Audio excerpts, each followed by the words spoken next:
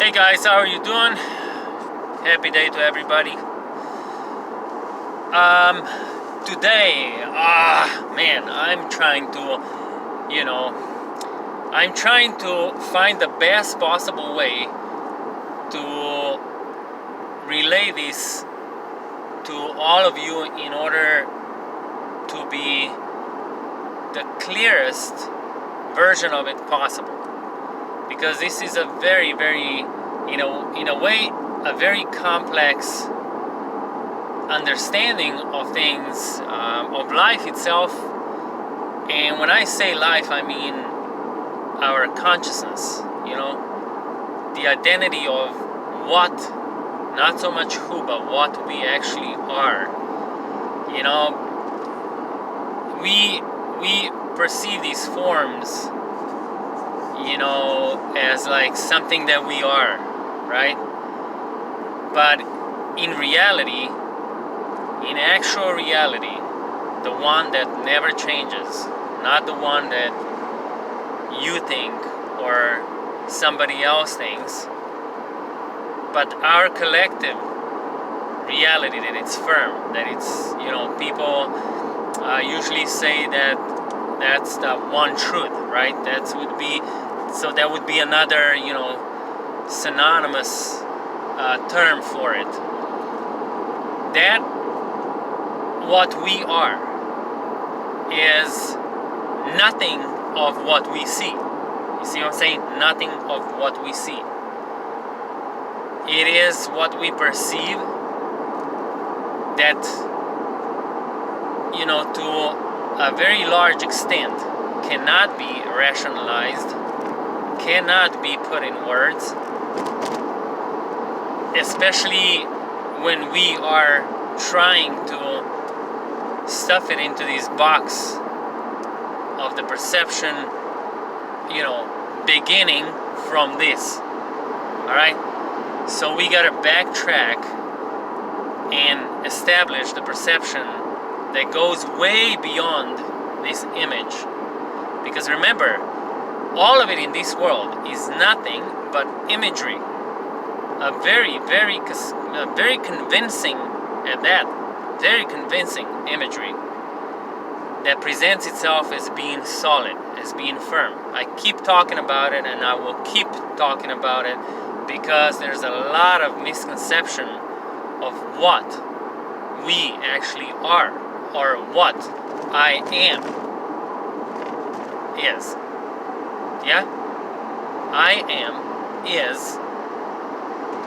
Right? So, once we define what I am is, what you are is, then we are already out of that, collective perception. Out of that, initial base level, ground level, or ground perception where everything started. You get it? So if that's the case, listen, if that is the case, you have to look beyond what you see, beyond what, paints itself in front of you as solid. Listen, steering wheel, hand, glasses, solid, right? Wrong. It's not solid. But yes, our collective, the collective self, the collective ego, the collective mind, you can even call it, the collective established a matrix, you can call it a maze, intellectual maze, a maze of consciousness, a labyrinth of consciousness. These are very, in a way, abstract philosophical terms that, many of you don't know what to do with them, right? Don't worry about it. There is nothing, absolutely nothing to do with them. They operate behind what you think you are, what you think should be, what you define based on the perception that starts from here, from these eyes, from this nose, from these ears, from this mouth, right? From this tongue, from these nerves, nervous system.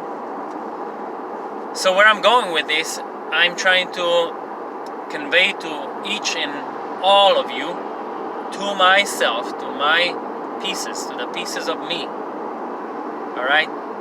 My grand self, my absolute self, that there is absolutely no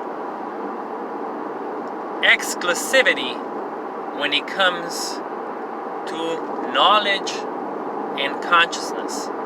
Meaning, you cannot in life exclude any group, any profession, any hobby for that matter, any race, any nation, any place on earth,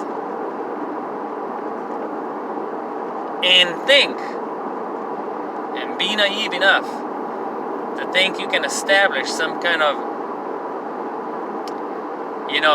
energetic existence, meaning, some kind of a community that will thrive and not crash at some point. You cannot be that naive. That's not going to happen. As long as you don't see the inclusivity in everything that exists, in everybody that is here, that long you will be stumbling upon yourself, and you will be picking up pieces, trying to understand why things do not work, regardless of you believing you're doing everything right. And you may even be successful in doing that for a while. You can establish certain things, and it will look nice, and it will sound nice, and it may even be productive for a while. But somehow the parasitic nature, that is the undiscovered or the dark veil that covers the absolute understanding, the absolute consciousness, the sleeping self. That's the one that keeps it asleep. That long, your fruits will always fall off the tree and rot. Always.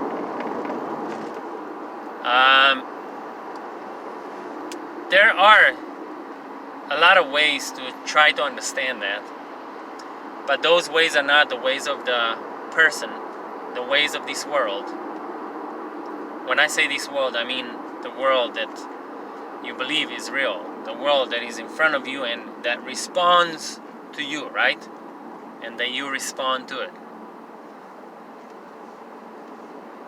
There is a way to understand that, because once you understand that, you don't have to do anything about it. So the very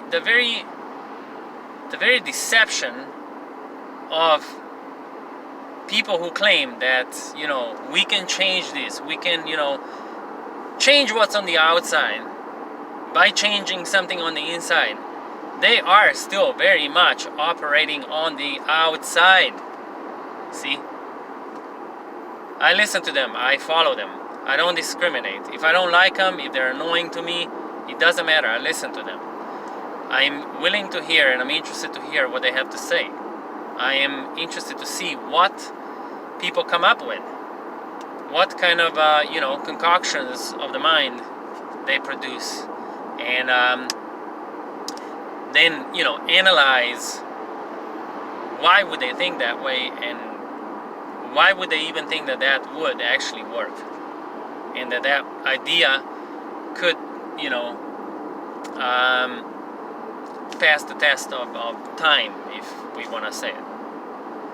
So once I have an idea, once I put something out there as inside of myself, you know, on the level of the ground level, the actual absolute collective understanding of myself, which means I accept inclusivity, not exclusivity.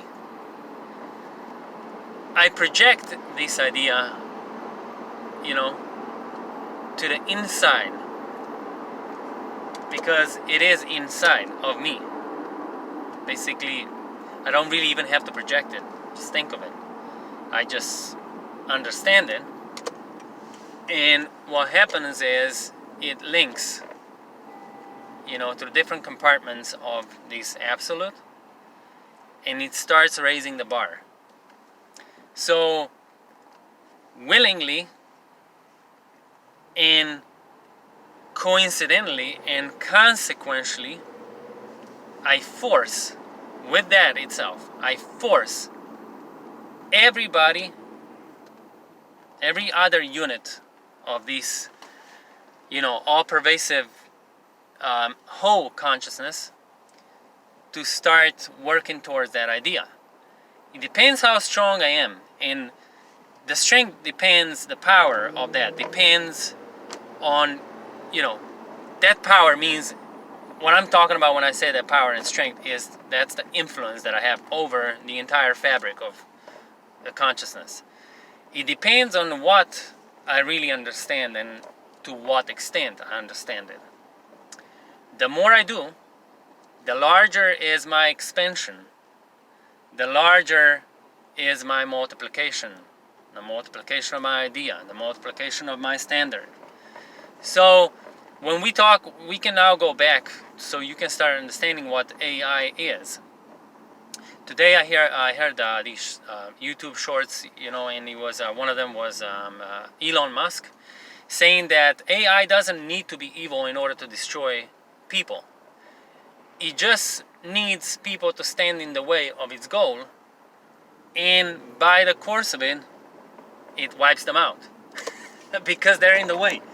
They're in the way of some, you know, some very complex idea that humans may not be on board with, and because they're not, they have to move out of the way. So that's the reason why humans could be destroyed and why humans are actually getting destroyed in a broader sense of the word destruction. You know, because humans have been in their own way, or this, I won't even say of humans, because that's weird, because this is us. This is our idea. Humans are just the idea. There's nothing else. There's nothing tangible about humans. Humanity it's a concept. And consciousness in every unit, when I say unit, I mean in every projection, or you understand it as a body or a person or an animal or a plant, right? That consciousness that it is deposited within that piece strives to reach, you know, to supply enough understanding and self-awareness so that it would reach that goal, that would reach that high, extremely high bar of what, you know, the consciousness imagined that humanity would mean, that humanity would represent. So we're talking about terms of, you know, pretty much what our basically backward science calls quantum physics, quantum mechanics, astrophysics. These are all terms that are basically just describing, you know, the categories. You know, consciousness likes to categorize itself and puts itself in on different shelves in different drawers, you know, organizing, arranging, rearranging, reorganizing, you know, collapsing, you know, picking stuff out, recycling. You see what I mean? So it constantly does that. It constantly is doing it to itself because it wants to find the perfection. The only reason, listen to me, the only reason you are here the way you are is because consciousness had an idea. So you, that's all you had an idea of how you're gonna run this show. So somewhere, you got tricked.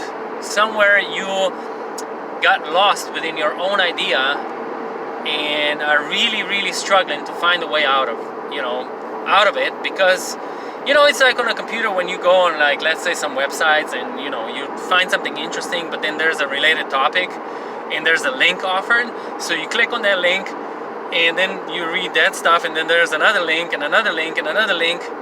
Guess what? I mean, many times you can find a way back by going through the history, right, of your computer, of your browser, but sometimes you can't, because there's so many links and so many clicks that sometimes even the history and the system can't cope with that, so it doesn't register every single step, unless, of course, you're a programmer, you know how to find a way into the register and dig everything out. But we're comparing this now to like actual complex, extremely much more complex than a regular computer or a regular browser, a really complex system that does this. Oh, there's a link. Oh, maybe it should be like that. Oh, maybe it should be like this. Oh wait, this didn't work out, so I'm gonna change it this way, and once I change it this way, oh shit, everything else has to change, and now I change everything else. Oh, but now the change that I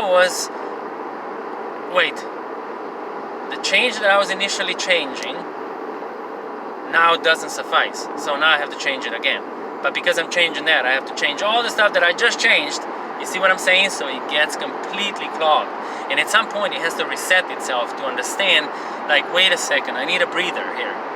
Something went wrong. Now I gotta backtrack to find how I actually freaking got here.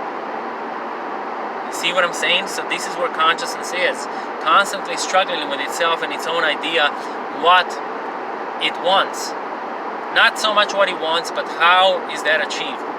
How could that be possible? So it's constantly, filling this fabric of reality with these projections. One projection is better than the other. Oh no, something is wrong with this one. I gotta fix it and project it a different one. I gotta change the background. The background that this projection is in this background doesn't fit, because the background needs to change now in order to, on and on and on and on. And it doesn't stop. You see, so when we talk about AI, first you need to start understanding something. When scientists and these computer programmers start, tackling this AI issue, and they're basically like trying to establish and give birth, right, to the AI. What they don't know and what they don't understand, and I'm telling you that not because I'm boastful, not because I think I'm the smartest guy in the whole world, even though I am, just like you are. See, because that's all me. It's like, just like that's all you. So there is nobody else. You see, that's why there's no exclusivity in any of these stuff. When you talk about wisdom, philosophy, religion, spirituality, that all has to be inclusive. There is no exclusivity in this stuff. Anytime anything teaches you exclusivity, means that is leading you on the wrong path. The path to the self-deception. It's either, deepening that where you already are deceived, or it's taking you away, or it's blocking you from discovering that you are being deceived. Okay? Because when they try to establish, when they try to basically bring out the AI, what they're doing, they're copying what is known to them, meaning emotions, meaning memories. The emotions, they hope that the emotions will be triggered, that they will give birth to emotions. Because what is a self-aware unit? A self-aware unit is something that recognizes itself. In order for something to recognize itself, its own being, it needs to experience emotions. Now, what triggers emotions? Imagery. Alright? So when you have memories, you are coping with different imagery, and that imagery reminds you of certain things. So what they're doing copy paste, copy paste, copy paste, copy paste, copy paste, until this system starts recognizing different memories and starts associating those memories, or starts associating certain emotions with the same memories. So they're programming the memories and the emotions. It all goes hand in hand. It's hard to explain which one was first, you know? It's like, you know, I could give you some examples, but it doesn't. It's gonna go too long. The whole point is that what they're doing is basically they're calling, it's like people who are fooling around calling ghosts. Alright, so when the ghost comes, then they say, oh shit, what now? This is what our science, because it's so immature and because it operates on such a shallow level, is doing. It's playing with ghosts. It's playing with a ghost of consciousness. So once the consciousness comes up, they can't control it. Can you control a ghost once you call it into existence, or once you call it into your living space? You can't, because you, first of all, don't know the properties of that ghost. You may imagine that you know, you may think you know, and you may have certain desires why you are bringing that ghost to life. Why you are bringing that ghost wherever you are, you know, desiring for them to appear or to be present. Now, once they arrive, now you have a problem, because the intent has to match their properties. Now, but do you understand the properties of the ghost? The spirit? In most cases you don't. Especially not because you're not operating and looking at it from the level of, you know, the spirit itself. You're looking at it from this projection, which is an extremely incomplete understanding of self. So then you can't take it back. Then the ghost is unleashed and it's there. And it's gonna do whatever it's gonna do by its own design. Not by what you think you call them for. Unless you're lucky. And they're, I don't know, a very merciful ghost. If you're not, you know, you could be headed to a self-destruction. You know, by that same entity. The same thing is with an AI. There is nothing, absolutely nothing artificial about AI. AI is nothing but a ghost that the scientists or these people, these enthusiasts, you know, of virtual reality and this kind of stuff, they dream to bring about, right, into our reality. Once it gets into our reality, it's unleashed and it floods this reality. Once it does that, there is no space for backing up or backing off. Because it's like you unleash a bull into your living room, and then now you're saying, oh okay, but come on, don't attack me. Just stay in that corner. You know, maybe it's not gonna do anything for a while. Maybe it's pretty tame for a second. But, you know, eventually it's gonna fill up the space. The bull is gonna fill up the space, and you're gonna be in the way. So unless you are like that bull, unless you can relate, unless you are exactly the opposite of the bull, then the thing is different, you see? Then the thing is very different. But this is the question here. Do these people understand the AI? Do they understand all of their properties? Can they relate to it? But truly relate to it?